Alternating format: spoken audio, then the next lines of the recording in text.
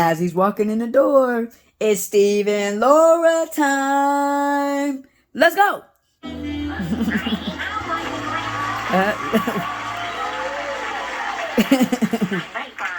Oh. I brought you fragrant flowers and mouth-watering candy. Wait, they got a date? They got a date? Steve, what you talking about, man? What you talking about, Steve? Don't thank me now. Wait till we get in my car.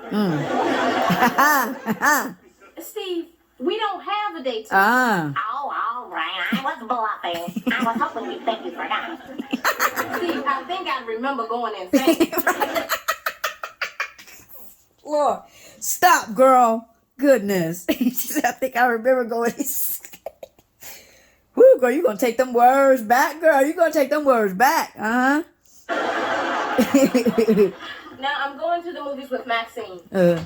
And if you follow me in that little toy you call a car, I'll stomp on it like it's a paper cup. Look, she on her Kurt Frank and I smile. Whoa, mama. I bet you can do it too, baby. Oh, gosh. These two, I'd say. Yeah, and Laura has the hots for me. Look, I had to put this in here. It's a really quick scene. But I had to put it in here because this is the first time I think maybe Steve didn't flirt with Laura. And Laura playfully blew him a kiss and he didn't even see it. I just thought I'd put that in there. It's cute. And Laura has the hots for me. She cracks me up when she blows that kiss at him. Oh. But look at Steve and Laura walking down the aisle. It's just the wrong wedding.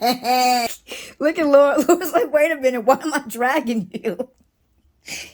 Steve is 1 step, 2 step, 3 step forward. Come on.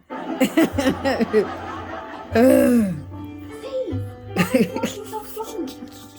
Because I want this moment to last forever. No, we know, Steve. We know. It's so... Get over there. Yeah, him. I've lost him, Laura. My baby's gone. My baby's gone. But you know, what's interesting about this? There's a couple things I want to point out in this. No, this isn't necessarily Steve and Laura's storyline, but what I thought was interesting in this is Laura, with all the stuff that she's gone through. Have you noticed that she's never cried to Maxine like this? I don't know. I just thought about that. Like, she's never cried. Steve, we saw Steve, but a lot of times I think she's crying to her mom. So I just thought it was very interesting, that just thinking about that, like, no, that she's never like went to her with her, with her any heartbreak. Like I said before, she's never went. So I just thought that was interesting. Maxine,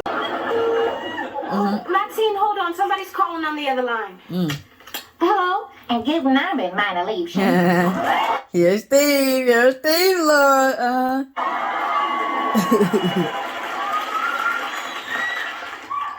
What do you want, Steve? I just got back from Yo and share my latest yodel. Oh, no. Oh, no.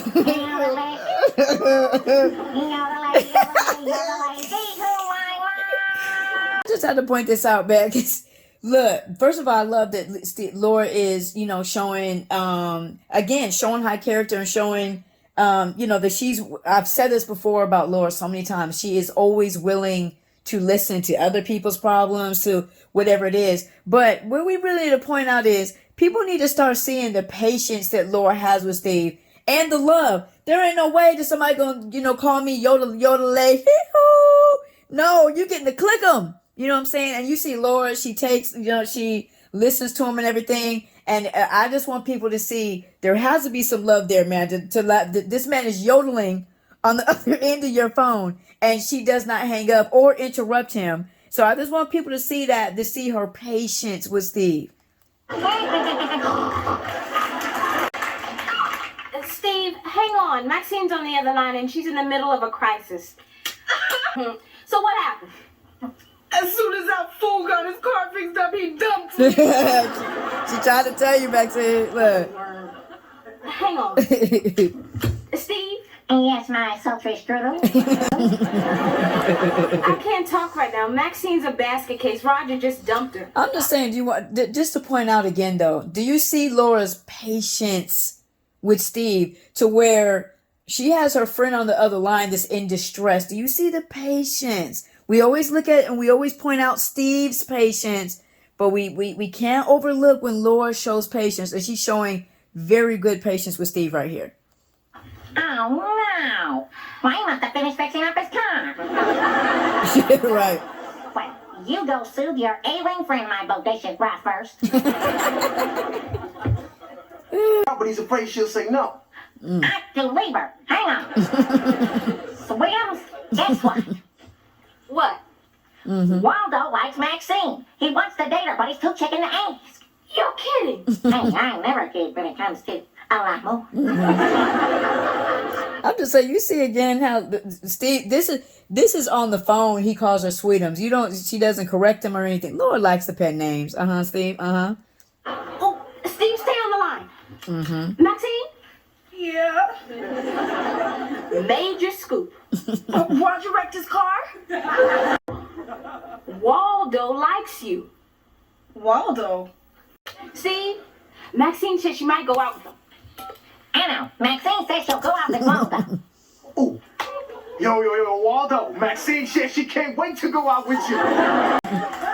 Really? I'm just showing it because of Steve and Laura's interaction on the phone. Like, do y'all know, like, not everybody you gonna stay up on the phone with. You know what I'm saying? Like, I know that's how it was for me. So that's why I'm showing it, because it's like Laura is still on the phone with Steve right now. I just love it. When? When? When? When? I don't know. Maybe tomorrow? Tomorrow night, a movie. Tomorrow night, a movie. Pick her up at 7. Tomorrow night a movie, pick up at 7, bring flowers and candy. You see right there, this is something I want to point out that I wish Maxine would do with Laura. Do you see how Laura's actually happy for Maxine? Like, this is Waldo. Laura dated him. Let's remember, Laura went out on a date with him, and it was disastrous, right? And you see how Laura she's not like, oh yeah, don't go out with Waldo, and, making faces or doing whatever. She's actually excited for Maxine. I wish Maxine would do the same thing when it comes to Steve. People got to understand that Laura's rejection is not just of Steve. Laura, you got to remember, like I said, what Steve has presented to Laura: marriage, kids, family, you know what I'm saying? Wedding night, you know what I'm saying? And so what I want people to understand is Laura is not ready for all of that. It doesn't matter if it's Steve. It doesn't matter if it's Ted, or if it was Daniel Wallace. If Ted or Daniel Wallace was coming to Laura like, look, God, I'm trying to marry you. You know what I'm saying?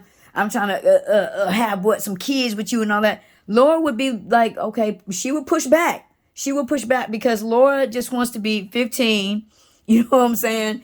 Be popular and create a future, or create a prosperous future for herself. That's all she wants. She just wants to be in the moment, enjoy being 15 years old. And that's what you can see, you see with Steve, is that God has given Steve the vision, right? Steve has the vision, he has the perseverance, he has all of that. But Laura does not have that. Laura is in the moment, and Steve can see their future. But I just want people to know that, because people always come at it and just think that Laura's just constantly rejecting Steve. It's not that. It's what Steve is presenting to her.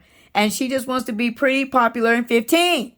That's it. You know what I'm saying? Laura, people got to continue, have to try to fight to see. Laura is actually your average 15-year-old girl. That's it. She's not doing anything wrong. Steve is on his grown man. You know what I'm saying? Because God is preparing them. And God usually, when he prepares them, he starts with him. Right? It's just that simple. And like I said before, if it was one of these other guys trying to get Laura, trying to, you know what I'm saying, put a ring on it. You know what I'm saying? She would not be down. That's as plain and simple. She would not be down. So I hope people would look at that and understand that Laura's not just rejecting Steve, right? She doesn't want to be a wife and a mother. That is not on her radar right now. That girl trying to get to Harvard. You know what I'm saying? So yeah, man. Love God, love people. May God bless you. May God keep you.